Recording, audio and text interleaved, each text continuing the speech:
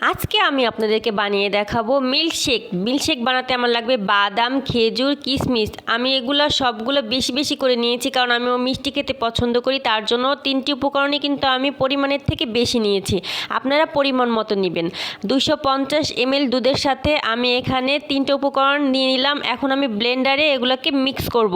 আপনারা কিন্তু এভাবে মিক্স করে যদি প্রতি রাত্রে ঘুমানোর আগে খান, তাহলে আপনাদের সারাদিনের যে ক্লান্তিটা দূর হয়ে যাবে এবং রাত্রে খুব ভালো একটা ফ্রেশ ঘুম হবে।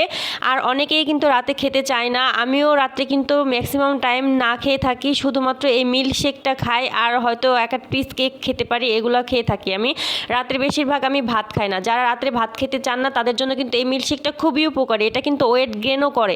আপনারা এইভাবে কিন্তু এই মিল্কশেকটা তৈরি করে খেতে পারেন। আর এই মিল্কশেকটা তৈরি করতে দুধ জাল দিতে হবে না, দুধটাকে আপনি কাঁচাই এভাবে ব্লেন্ডার করে নেবেন। আমি এভাবে খেয়ে থাকি।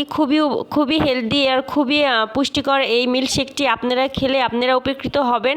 আর সবাইকে আমার একটাই বলার, আসসালামু আলাইকুম। সবাই ভালো থাকবেন আর আমার ভিডিওটাকে লাইক, কমেন্ট, শেয়ার দেবেন। আপনারা জানাবেন যে আমার ভিডিওগুলো কেমন হয়, আপনাদের কি ভালো লাগে।